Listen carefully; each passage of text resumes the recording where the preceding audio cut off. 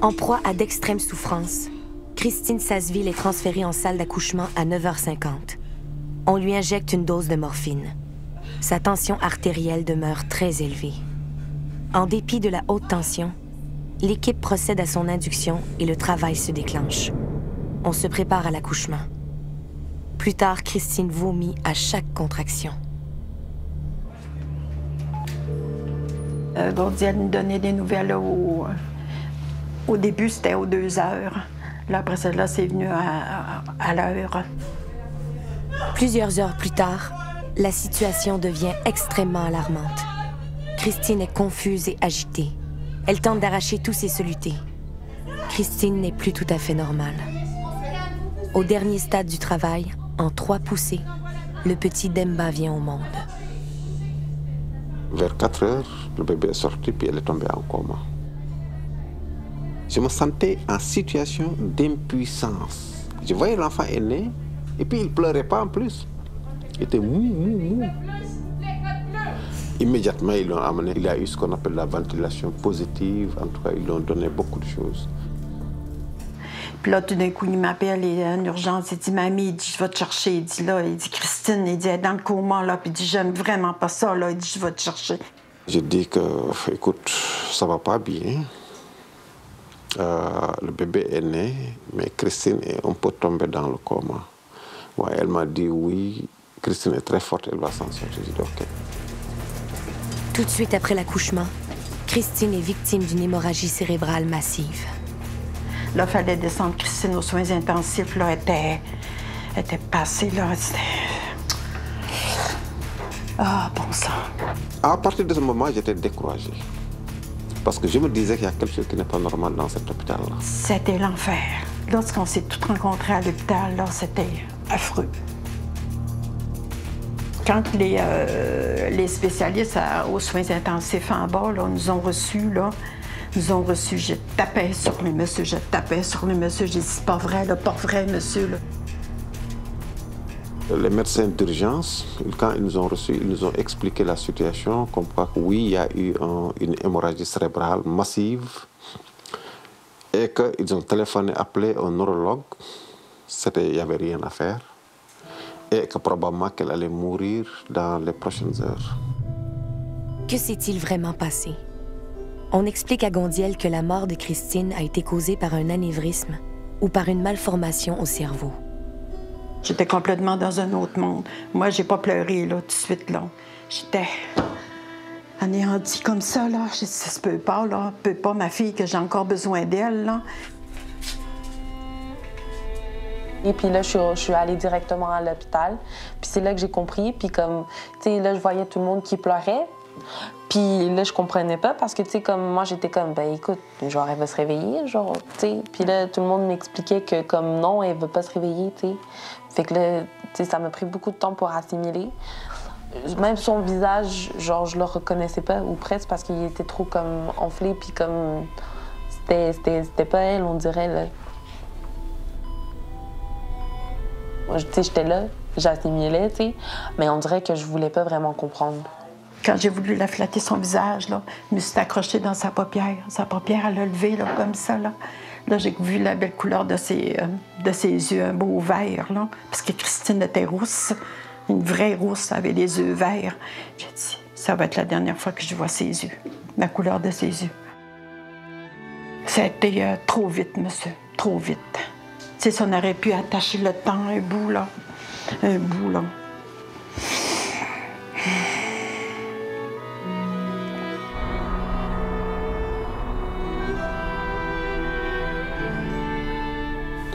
J'ai pris ça très mal.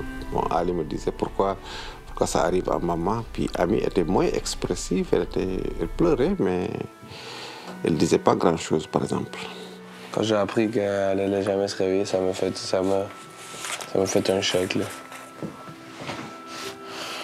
J'ai pleuré.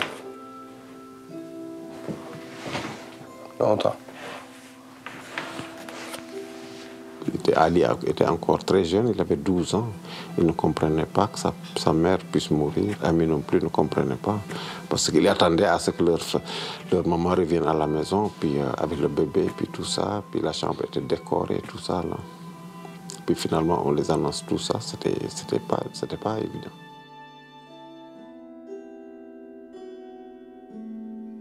On a attendu 6 heures, de 6 heures jusqu'à 10 heures, 4 heures de temps. Oui, ils ont confirmé la mort cérébrale. L'obstétricienne qui a accouché ma femme, elle est restée à l'hôpital jusqu'au soir où on a déclaré que ma conjointe était morte cérébrale. Elle est venue dans la salle, elle a présenté ses condoléances. C'est tout ce que je me rappelle d'elle. Mais j'ai dit non, je veux une autopsie immédiatement. Il y avait quelque chose qui s'est passé que je ne pouvais pas pointer du doigt, mais avec tous les événements qui se sont passés là, je comprenais qu'il y avait quelque chose qui s'est passé, mais je ne savais pas quoi. J'étais amer, j'étais fâché, j'avais de la peine, j'avais de toutes sortes de choses. Je ne me rappelle même pas comment j'ai fait. Je sais que j'ai quitté le soir vers 10h, 11h. On est retourné à la maison. Je me rappelle même pas quel genre de nuit j'ai passé. Je me rappelais même pas est-ce que j'ai dormi ou j'ai pas dormi. Elle a été exposée comme samedi, dimanche, je pense, puis le lundi, on l'enterrait, genre. Que le temps passe vraiment vite, même si toi, t'as de la peine, tu sais, puis tu veux pas que ça continue, puis tu sais, genre, t'es comme, tu sais pas qu'est-ce que tu vas faire, t'aurais vraiment besoin que le temps s'arrête pour que tu puisses réfléchir, mais ça va trop vite. Nous, on allait à l'hôpital, puis tu sais, on allait voir Demba. On avait mis des photos dans son lit à l'hôpital. On avait mis des photos de ma mère avec mon père, des photos de tout le monde, dans le fond, des photos. Je pense qu'il y avait plein de photos. On lui avait amené un petit toutou de grenouille, puis des choses comme ça. Christine, c'était une grande studieuse. C'est une petite jeune fille réservée. Son premier chum, c'est Gondiel. Ça a été un couple qui a duré très longtemps. Ils ont toujours eu une bonne entente. On s'est mariés en 90, après, je pense, plus d'1 an de fréquentation. C'était pas une personne qui croyait à du matériel.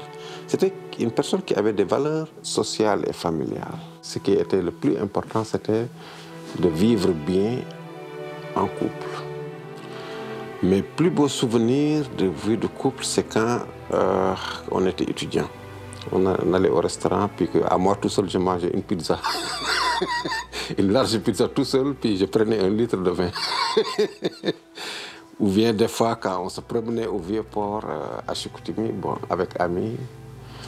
Ou bien des fois, quand on allait danser les soirées, quelque chose comme ça. Ou bien des fois, dans les parties d'université, on se retrouvait là-bas. C'est des beaux souvenirs, vraiment, qui sont restés gravés dans ma mémoire. Quand elle me disait qu'elle était enceinte du 3e aussi. Ça, c'est des beaux souvenirs aussi.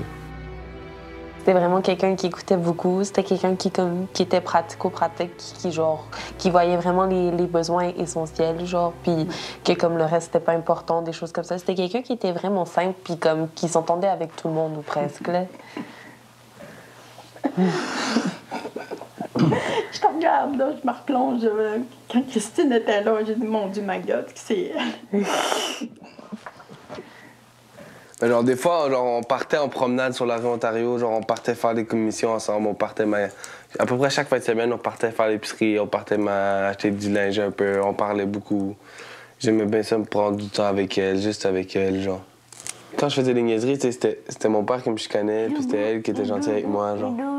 Christine, c'était toujours une personne qui passe en arrière de Ali ou Ami, passe la main sur la tête, touche un petit peu, là, tout ça, là, donner plein d'amour. Lorsque les premiers temps que je venais à l'appartement, moi, qu'après le décès de ma fille, je voyais l'ensemble de l'appartement. Mais là, je me suis mis, Denise, c'est pas ça qui est important, c'est les petits-enfants. Moi, j'ai changé mon approche de mes petits-enfants, là. Ça a été radical. Dans le moment présent, on était comme... Moi puis Ali, surtout, là, on était comme submergés par trop de choses en même temps, là. Genre, on était comme... On n'avait pas le choix d'avancer là-dedans. Puis, tu sais, avec mon père aussi, même si, comme, on comprenait pas vraiment qu'est-ce qui allait se passer, là. J'ai un petit peu paniqué, là. J'étais comme, je sais pas qu'est-ce qui va se passer avec cet enfant-là, mais comme, genre, je comprends pas. Est-ce que, genre, je vais continuer d'aller à l'école?